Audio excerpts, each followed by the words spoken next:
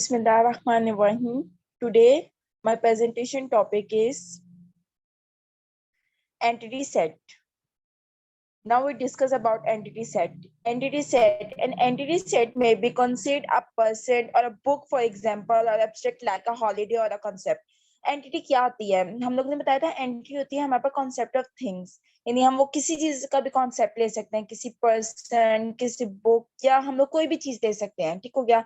फिर एंटिटी एक सेट होता है जिसमें हम लोगों की सेम टाइप होती हैं। जैसे कि अगर हमने एक पर्सन दिया है तो हमने देखना है कि वो हम लोग अब बैंक के अकाउंट के लिए हमें एक पर्सन चाहिए, तो जाहिर सी बात है वो पर्सन बैंकिंग अकाउंट को काम करेगा, यानी सेम टाइप ऑफ सेट जो है ना उसको परफॉर्म करेगा। देन हम लोग ने बताना है कि एंटिटी सेट जो होती है कलेक्शन और ग्रुप होती है एंटिटीज की, जो शेयरिंग करती है सेम डेटा और एट्रीब्यूट्स को। यानी एंटिटी सेट जो होता है ना वो सेम डेटा को एक जगह से दूसरी जगह शेयर करता है। अब एंटिटी सेट में हम डिफरेंट किस्म के एट्रीब्यूट्स ले सकते हैं, स्टूडेंट का एट्रीब्यूट्स ले सकते हैं, डॉक्टर के एट्रीब्यूट्स, और मतलब एनीथिंग ले सकते हैं। This is because are the entity have a different set of value for some set of attribute, जिसकी वजह से हमारे पास जितनी भी एंटिटीज होती है ना वो डिफरेंट सेट्स बनाती हैं। यानी एट्रीब्यूट्स एक जैसी होती है लेकिन डिफरेंट सेट बनते हैं। जैसे अब हम स्टूडेंट का लेते हैं तो स्टूडेंट का नेम एड्रेस एक अलग एट्रीब्यूट है, उसका हम लोग रजिस्ट्रेशन नंबर लेंगे तो एक अलग एट्रीब्यूट हो गए, यानी एट्रीब्यूट सारे होंगे सेम। यानी एंटिटी सेम एंट्री से हम डिफरेंट किस्म के एट्रीब्यूट्स बना सकते हैं। देन नेक्स्ट हम लोगों ने बताना है कि एंटिटी क्या होती है। एंट्री ग्रुप जो होती है जो पोजेस करता है हमारे पास सेम पॉइंट जो भी होते हैं एट्रीब्यूट्स के। उसके बाद हम इसमें जो होते हैं वो एंटिटी सेट में हम लोग जो जितनी भी वैल्यूज होती है ना हमारी एट्रीब्यूट्स की वो हम डिसमिस कर देते हैं, और हमारी एंटिटी जो होती है, जैसे अब हमारे पास ना, जैसे हम लोग बताते हैं कि जैसे हमारे पास दो एंट्री सेट है। अब एक एंट्री है हमारे पास स्टूडेंट और दूसरा एंटिटी है हमारे पास फैकल्टी ले लेते हैं। ठीक हो गया। अब इसी तरह देखा जाए तो एक फैकल्टी मेंबर जो है ना वो डिफरेंट किस्म के स्टूडेंट्स को जो एक वक्त के अंदर टीच कर सकते हैं, लेकिन एक जो स्टूडेंट है ना वो एक वक्त के अंदर ज्यादा फैकल्टी मेंबर्स को जो है वो टीच नहीं कर सकता, उसके लिए डिफिकल्ट होगा। देन हम लोग ने बताया entry set need not be disjoint, for example the entry set employ are जैसे कि अब हम एंटिटी सेट लेते हैं किसी एम्प्लॉय का, तो जाहिर सी बात है उसमें एक ग्रुप ले रहे हैं हम लोग। ठीक हो गया। एम्प्लॉय का ग्रुप ले रहे हैं तो उसमें सारे एम्प्लॉय आएंगे, कोई सेक्रेटरी वगैरह तो नहीं ना आएगा, सारे एम्प्लॉय आएंगे। यानी सेट जिस चीज का सेट हम लेंगे वो हमारा एंटिटी सेट कहलाता है। नेक्स्ट हम लोगों ने बताना है कि अगर हम डेटाबेस में देखें तो एंटिटी को टेबल के साथ रिप्रेजेंट किया जाता है। ठीक हो गया। क्योंकि अब हम एक टेबल बनाएंगे ना, स्टूडेंट टेबल बनाएंगे, तो उसमें हम स्टूडेंट के एक साइड पे एज लेंगे, उसका मोबाइल नंबर, उसके आईडी, उसके रजिस्ट्रेशन।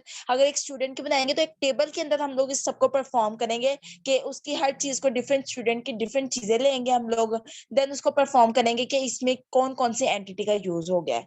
देन हम लोगों ने बताना है, देन हमारे पास शायद टेबल मौजूद है, उस टेबल में हम लोगों ने बताना है कि अब हम लोगों को टेबल दिया हुआ, उसमें रोल नंबर दिया हुआ है, नेम दिया हुआ, कोर्स दिया हुआ है। ठीक हो गया। रोल नंबर, ये सारे रोल, ये हमारे पास स्टूडेंट एंटिटी जो है, स्टूडेंट जो एंटिटी बनाते हैं। नेक्स्ट हम लोगों ने बताना है कि नेक्स्ट हम लोगों को ये चीज बताई हुई है कि हम लोगों ने उस टेबल को कैसे परफॉर्म करना है। नेक्स्ट उसके बाद अब हम लोग ने एंटिटी सेट के अंदर ईआर डायग्राम का यूज करते हैं। अब ईआर डायग्राम हमारे पास क्या होती है? ईआर डायग्राम वो होती है जो दो ग्रुप को रिलेशनशिप के अंदर जोड़ती है। जैसे कि अब हमारे पास हम लोगों ने ईआर डायग्राम क्या है, स्टूडेंट की ईआर डायग्राम, और हम लोगों के पास एक एंटिटी है। ठीक हो गया। हमने स्टूडेंट और एम्प्लॉय का बनाना है। देन हम स्टूडेंट और एम्प्लॉय को बनाने के लिए जो हम लोग डायग्राम को यूज करते हैं उसको ईआर डायग्राम कहते हैं, जिसको रेक्टेंगल शेप के साथ रिप्रेजेंट किया जाता है। इसकी दो टाइप्स होती हैं, स्ट्रॉन्ग एंटिटी टाइप और वीक एंटिटी टाइप। अब हम लोगों ने बताना है कि स्ट्रॉन्ग एंटिटी टाइप हमारे पास क्या होती है। स्ट्रॉन्ग एंटिटी टाइप वो एंटिटी सेट होता है जो मतलब सफिशिएंट जो एट्रीब्यूट है, यानी यूनिकली आइडेंटिफाई करता है दूसरी एंटिटी के साथ। यानी एक एंटिटी जो है दूसरी एंटिटी के साथ जो न्यूक्लियर आइडेंटिफाई करती है। अगर हम दूसरे वर्ड्स में देखें तो प्राइमरी की जो होती है ना वो हमारे पास एक स्ट्रॉन्ग एंटिटी की है। ठीक हो गया। उसके बाद हमने बताना है कि प्राइमरी की क्यों स्ट्रॉन्ग एंटिटी की है, क्योंकि वो एक एंटिटी को दूसरी एंटिटी के साथ अच्छे तरीके से यूनिकली जोड़ती है। उसके अलावा हम इसको किससे रिप्रेजेंट कर सकते हैं? अंडरलाइनिंग अंडरलाइनिंग से। जो हम लोग अंडरलाइन करते हैं वो हमारे पास हम जो है वो स्ट्रॉन्ग एंटिटी टाइप से उसको रिप्रेजेंट करता है। अब इसमें उन्होंने बताया कौन सा सिंबल यूज हो सकता है। अब सिंगल रेक्टेंगल जो है ना वो रिप्रेजेंट करते हैं हम स्ट्रॉन्ग एंटिटी सेट के लिए, और एक डायमंड सिंबल जो होता है वो हम यूज करते हैं इन दोनों के रिलेशनशिप को मिलाने के लिए। अब एक सिंगल लाइन जो होती है वो कनेक्ट करती है, हमारे पास डबल लाइन होती है ना, वो जितने भी हमारे पास पार्टिसिपेंट होते हैं ना एंटिटी के अंदर, लाइन जो हम लगाते हैं उससे रिलेशनशिप और एंटिटी को जो है वो कनेक्ट करके रिप्रेजेंट करती है। फिर टोटल पार्टिसिपेंट जो होते हैं ना वो कभी कभी भी कर देते हैं और कभी कभी रिलेशनशिप के अंदर एक्ट नहीं भी कर सकते। नेक्स्ट हम लोगों ने बताना है कि इसको एक एग्जांपल के जरिए बताया। जैसे उन्होंने देखो स्टूडेंट और कोर्स के जो है ना वो एंटिटीज ली हुई हैं, देन इसको उन्होंने रिलेशनशिप जो है वो इन्वॉल्व किया, यानी इन दोनों को इन्वॉल्व किया है, स्टूडेंट और कोर्स को। अब स्टूडेंट के अंदर क्या आती है, स्टूडेंट की आईडी आ जाती है, स्टूडेंट का नेम आ जाता है। देन कोर्स के अंदर क्या आता है, कोर्स की आईडी आ जाती है और कोर्स नेम आ जाता है। ये जो course ID, course name, student ID, student name है, ये एट्रीब्यूट्स है और ये देन उसकी की एंटिटीज है।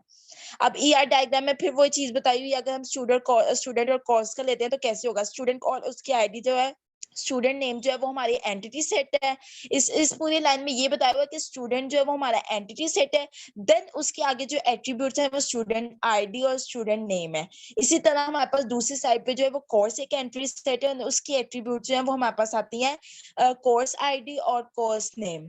और इसको रिलेशनशिप इनरोल किया गया, यानी रिलेशनशिप किया हुआ, इनरोल किया हुआ एक डायमंड सिंबल के साथ, जिसे हम लोग क्या कहते हैं, पार्टिसिपेंट कहते हैं। नेक्स्ट हम लोगों ने बताना है कि उसके बाद हम लोगों ने बताना है कि वीक एंटिटी सेट क्या होता है। जो वीक एंटिटी सेट होता है वो हमारे पास वो एंटिटी होती है जो दूसरे यूनिकली आइडेंटिफाई नहीं करती किसी दूसरे एट्रीब्यूट्स के साथ, और ये इसी वजह से इसको वीक एंटिटी सेट भी कहते हैं, क्योंकि इसको हम पार्शियल कीज होती हैं इसमें, जिसको हम डिस्क्रिमिनेटर भी कहते होते हैं। डिस्क्रिमिनेटर जो होता है ना वो ग्रुप ऑफ एंटिटी होता है, सेम एंटिटी सेट पे जितने भी ग्रुप्स होते हैं उसको डिस्क्रिमिनेटर सेट कहते हैं, और वीक एंटिटी सेट जो होती है वो हमारे पास डिस्क्रिमिनेटेड सेट होती है। फिर हम लोगों ने इसको किससे रिप्रेजेंट करते हैं, अंडरलाइनिंग से या डैश से। डैश से हम इसको रिप्रेजेंट करते हैं, ये वीक एंटिटी सेट होता है। डन हो गया। उसके बाद हम लोगों ने बताना है नेक्स्ट हम लोगों ने बताना है कि नेक्स्ट नेक्स्ट